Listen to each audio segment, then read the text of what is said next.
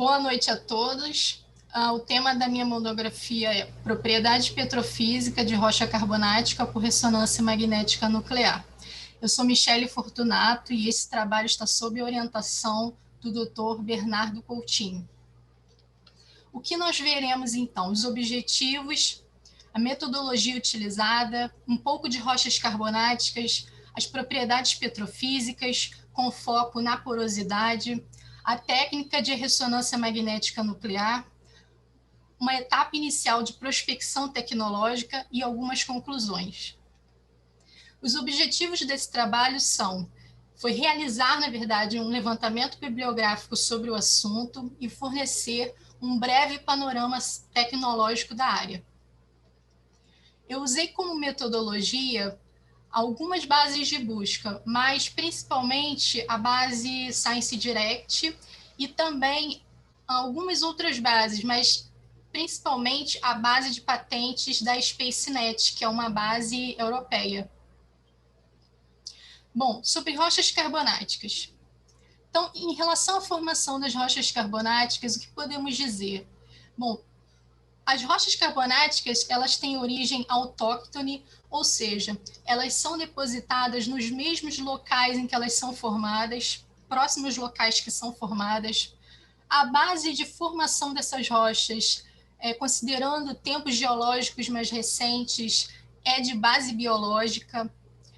Então, na realidade, existem alguns micro-organismos de recife, corais ou algumas algas que encontram condições propícias, ambientes especiais, quentes, rasos e principalmente de águas marinhas e que conseguem excretar o carbonato de cálcio. Então, basicamente, essa formação é por meio de precipitação bioquímica e também por precipitação química. Contém fragmentos fósseis, naturalmente, e também podem ser modificados por processos diagênicos. Bom, ela é formada majoritariamente por dois minerais, a calcita e a dolomita. Ambos os minerais são constituídos de mais de 50% de carbonatos. E eles podem, as rochas carbonáticas, ao longo do seu tempo geológico, eles sofrem alteração da sua porosidade por processos diagênicos. Os mais comuns nos carbonatos são a compactação, como vocês podem ver na imagem, a cimentação e a dolomitização. A cimentação, basicamente, é a precipitação desses próprios minerais e que ocupam alguns espaços da rocha.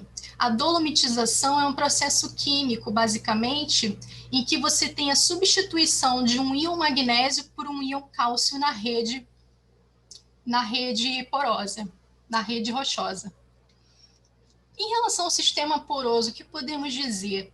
Bom, as rochas carbonáticas, elas são super importantes porque elas detêm cerca de 60% das reservas mundiais de petróleo. No entanto, elas são consideradas até hoje um grande desafio, porque elas apresentam uma ampla diversidade geométrica de poros e tamanho de poros. A sua estrutura porosa ela é complexa, apresenta uma variedade grande cristalográfica, porque a gente tem que lembrar que são rochas instáveis quimicamente. Elas já são naturalmente fraturadas, controladas por rede de poros conectados, e elas são de difícil previsão do seu arranjo poroso, enquanto em outras rochas, por exemplo, as rochas areníticas, em que é possível, de certa forma, você prever um padrão de arranjo poroso, nessas rochas aqui é muito mais complicado. Então, o que é importante dizer em relação a elas? Mais de 60% do petróleo mundial estão localizados em rochas carbonáticas. Cerca de 62% dessas reservas provadas de petróleo estão nos países do Golfo. E desses, 70% dessas reservas dizem respeito aos carbonatos. 54,5% das reservas mundiais significativas são de carbonatos marinhos e apenas 12% de carbonatos lacustres. Sobre propriedades petrofísicas, então, o que podemos dizer? Bom, a gente sabe que para avaliar um reservatório de petróleo é preciso caracterizar, estudar suas propriedades petrofísicas. E quais são elas, de uma forma geral? A porosidade, a permeabilidade, a saturação, a molhabilidade e a pressão capilar. Eu vou me ater neste trabalho mais à porosidade, mas é importante entender que a porosidade ela está relacionada aos espaços vazios dentro do meio poroso, que estão interconectados, que vão influenciar muito para a avaliação de produtividade do reservatório. A permeabilidade diz respeito ao que flui, como os fluidos eles fluem por meio desse meio poroso. A saturação diz respeito a como esse espaço poroso é preenchido. Ele é totalmente preenchido? Ele não é totalmente preenchido? A molhabilidade, ela diz respeito à afinidade que a rocha tem com os fluidos. Considerando um contexto bifásico, por exemplo, a gente tem fluidos molhantes e fluidos não molhantes. E a pressão capilar, por exemplo, é aquela propriedade que diz respeito à vedação do espaço poroso. Então, por exemplo, no contexto de um sistema bifásico, essa propriedade diz para a gente, está relacionada ao gradiente de pressão que um fluido não molhante precisa ter para deslocar um fluido molhante. Então, em relação à porosidade especialmente, que mede o potencial volumétrico de armazenamento do reservatório, em relação aos reservatórios carbonáticos, a gente sabe que essa porosidade está lá em cerca de 1 a 35%. E, de forma geral, essa porosidade ela tem diversos nomes, né, diversas denominações. Então, por exemplo, a porosidade primária é aquela porosidade formada inicialmente, assim que o sedimento foi depositado. A porosidade secundária ela é formada após os processos diagênicos. E já a porosidade efetiva e a não efetiva estão muito relacionadas com a avaliação de produtividade desse reservatório. Então, o que na verdade vai contribuir de fato para eu avaliar um reservatório, a qualidade a qualidade do reservatório e a produtividade, era essa palavra que eu tinha esquecido, é na realidade a porosidade efetiva, porque é realmente ela que vai contribuir para a permeação dos fluidos no meio poroso. A porosidade não efetiva não tem muita relevância, porque não permite o transporte de fluidos. Então, de forma geral, o que é importante na porosidade? O que mais contribui? Os espaços, então, interparticulares, os vulgulares e as fraturas, como vocês podem ver na imagem. E sobre a garganta de poro, vocês podem ver na imagem, é importante a gente enfatizar a importância dela para a porosidade, porque a depender do diâmetro da garganta, né, a conectividade que tem de um poro para outro é a garganta de poro que vai ditar. Então, o espaçamento entre as gargantas impacta muito, inclusive, na propriedade de pressão capilar. Então, quanto mais estreito for esse espaço, maior terá que ser a pressão que o fluido não molhante vai ter que exercer para deslocar o molhante. Então, a garganta de poro é considerada, inclusive, um fator de controle de permeabilidade. E sobre a técnica de ressonância magnética nuclear de baixo campo, que é o que é estudado aqui? Bom, a gente sabe que a ressonância magnética nuclear tem como grandeza física o spin nuclear. E, na realidade, o spin nuclear ele pode ser representado e o seu movimento de precisão, inclusive, pode ser melhor visualizado pelo movimento de um peão, como vocês podem ver na imagem. Então, essa técnica ela é uma técnica espectroscópica muito importante, que significa o quê? Que quando os núcleos alinhados com o campo magnético absorvem energia, eles mudam a sua orientação em relação a esse campo. Então, basicamente, a relevância no contexto de exploração de petróleo os núcleos mais importantes são os núcleos de hidrogênio, os isótopos de hidrogênio. Por quê? Porque eles apresentam abundância natural de 99%. Então, a gente tem hidrogênio na água, a gente tem hidrogênio no hidrocarboneto e a gente tem hidrogênio no gás, que são as nossas amostras da formação. Então, é possível avaliar os spins, é possível a gente fazer a avaliação de RMN ainda dentro da perfuração, ainda durante a perfuração? Sim, por meio da tecnologia de perfilagem RMN.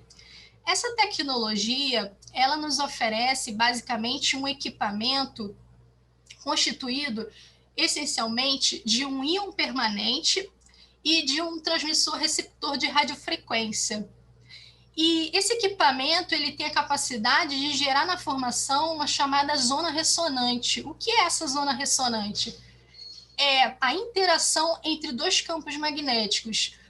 Interação entre o campo magnético principal estático e um campo magnético dinâmico. E o que basicamente acontece nessa técnica? Bom, a gente aplica um campo magnético chamado B0, que é estático. Para quê? Para polarizar a população de spins da amostra. Depois a gente aplica um segundo campo que é dinâmico, é um campo magnético chamado pulsante, que tem o objetivo de fazer o quê? De perturbar os spins. E a terceira etapa, basicamente, é a observação de resposta. Qual é a resposta que esses spins vão nos oferecer após essa perturbação? Isso no RMN é chamado de relaxação. Então, polarização, é importante a gente dar ênfase à polarização, porque ela é uma etapa, que, na verdade, que antecede a RMN propriamente dita. Então, imagine vocês, antes da aplicação de um pulso, um campo magnético B0 estático. A gente tem uma condição em que todos os spins da amostra, ou no caso, todos os prótons, né, de todos os meus fluidos no reservatório, eles estão precessando, ou seja, estão se movimentando de forma aleatória.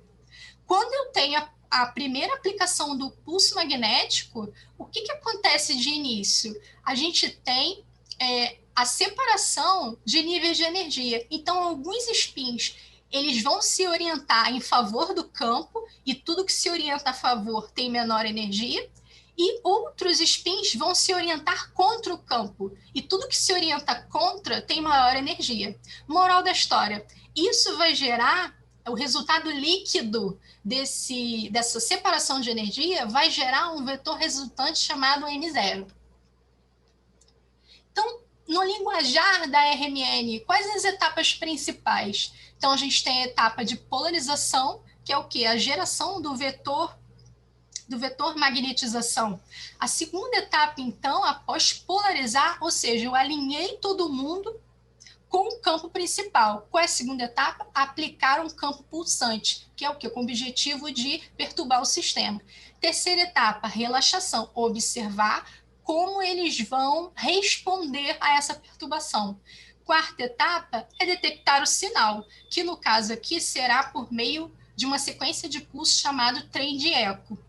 E após esse sinal, a geração desse sinal vai ser na realidade realizada um tratamento matemático desses sinais para que eu consiga visualizar de forma satisfatória a distribuição de poros do reservatório em função dos diferentes tipos de fluidos. Então, vocês teriam uma ideia sobre a relaxação. O que basicamente acontece?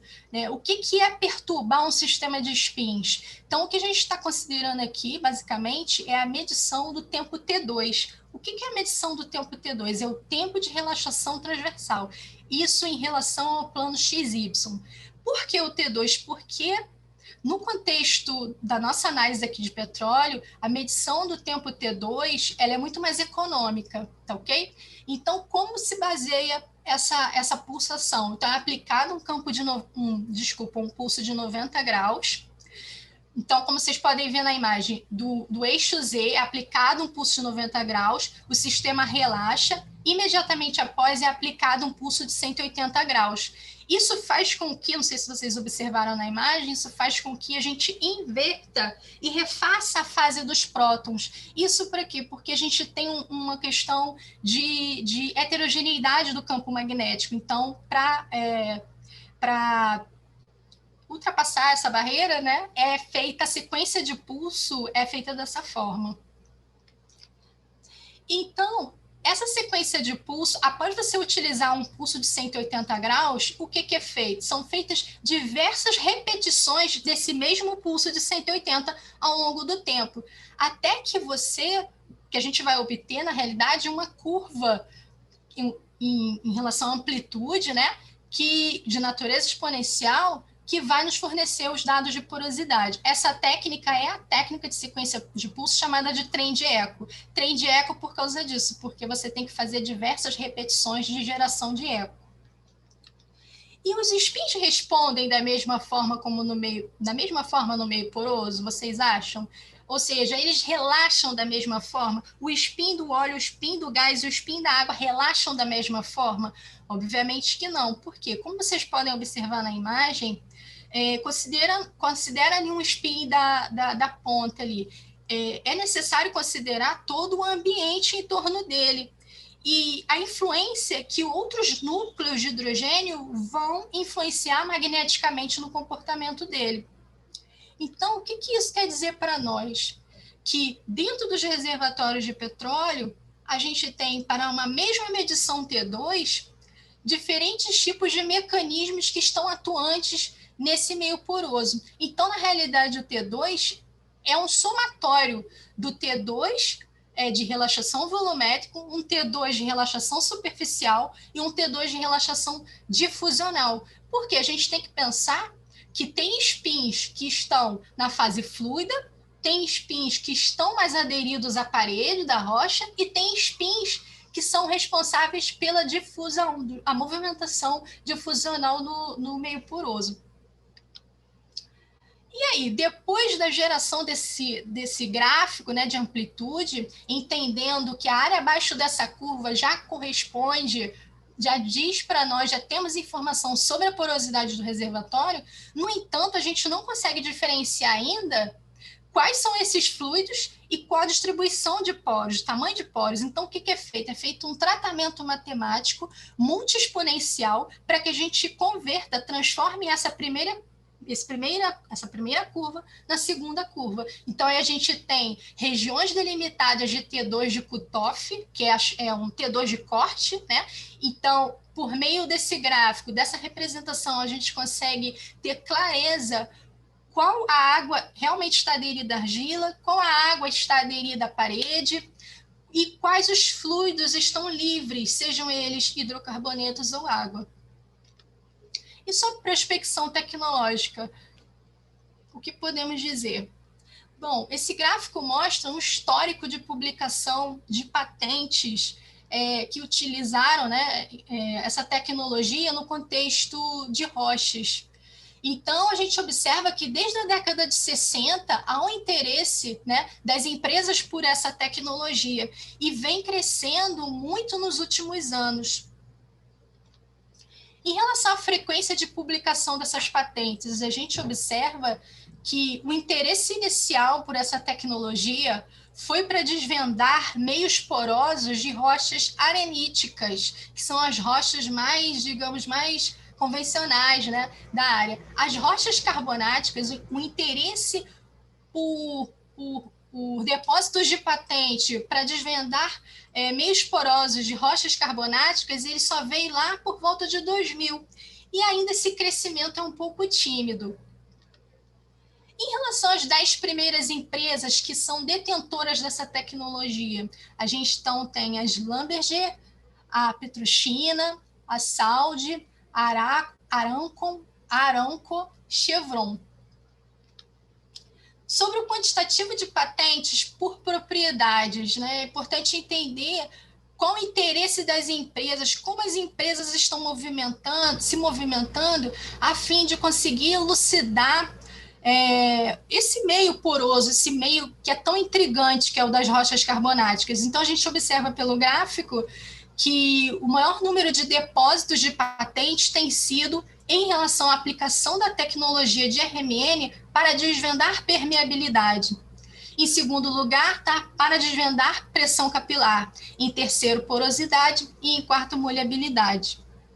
Algumas conclusões, então. Bom, podemos concluir, né, de forma geral, que isso ficou evidente que as rochas carbonáticas elas são realmente importantes, apesar dos grandes desafios ainda impostos a ela devido à heterogeneidade do seu meio poroso. Ficou evidente que a importância dessa técnica no estudo do sistema estrutural dos poros e obtenção das propriedades fundamentais para a avaliação da qualidade e produtividade dos reservatórios. Os avanços tecnológicos associados a essa técnica realmente permitiu grande conhecimento técnico sobre as rochas e a melhor compreensão sobre o comportamento dos fluidos confinados.